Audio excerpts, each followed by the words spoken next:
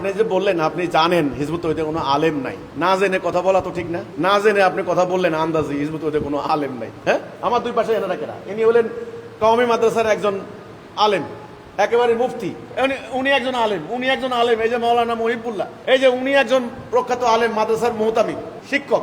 এই যে আমার সামনে যে মানুষগুলো আছেন, এই যে আরেকজন, এই যে মাওলানা রুহুল আমিন কামিল পাশ, এই যে হাফেজ সাহেব, ফেনী বাড়ি, ফেনীর মানুষ তো এমনি ধর্মপ্রাণ। আমার চতুর্দিকে সব আলেম ওলামা, আর আপনারা বলেন যে আলেম নাই। এটা কি কথাবার্তা আমি বুঝলাম না। মেন ঘটনা হচ্ছে ওটা না, মেন ঘটনা হচ্ছে ওই যে হিজবুত তাওহীদে যদি কেউ আসে ওটা আলেম না, ঠিক? ওটা কে, ওদের ভাষায় ওটাও গার্মেন্টস এর কর্মী, আল্লাহ জাল্লাহ এগুলা। আর ওই মোল্লাদের কাছে যারা যাবে ওরা সব। আজকে আমি গোল টেবিল বৈঠক করলাম, এখানে অন্তত শতাধিক আলেম ছিলেন। এরা কারা? এদের সবার পরিচয় দেখেন না। কোনোটা কওমি আলেম, কোনোটা আলিয়ার আলেম, কোনোটা সুন্নি মাদ্রাসার আলেম, কোনোটা হলো হেফজখানার। সবাই তো আলেম, যে আলেম যাদেরকে বলে আর কি, মানে মাদ্রাসার প্রাতিষ্ঠানিক সার্টিফিকেট ধারী যারা, তারা হচ্ছে আলেম। যদিও আমি এই সংজ্ঞাটা কিন্তু আল্লাহ রসুলের সংজ্ঞা না, আলেম নাই। এটা আপনার কে বললো? আজকে তো আমাদের এখানে শতাধিক আলেম উপস্থিত ছিলেন এই গোল টেবিল বৈঠকে। ওরা মাদ্রাসা ওই যে মানে ইয়ার কি বলে, রাস্তার পোলা ফাইন্ডে মাথার টুপি আর জুব্বা একটা দিয়ে মিছিলে নিয়ে গেলে বলো সব আলেম, সব আলেম। এই ধরনের ভাওতাবাজি বন্ধ করা দরকার।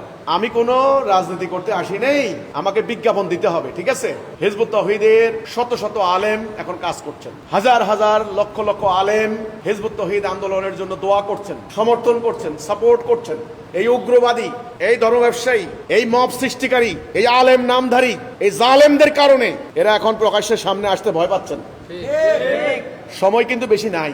আজকের এই সম্মেলন, আজকের এই গোল টেবিল বৈঠক, আমি যে বক্তব্য দিয়েছি সেটা আপনারা দেখেন। এখানে আলেমরা প্রত্যেকটা ব্যাপারে তারা রায় দিয়েছেন, জনগণ সেটা দেখবে। কাজে আমার এটাই কথাটা, হিজবুত তাওহীদে আসলে আলেম না, আর ওই যে ওদের কাছে গেলে আলেম।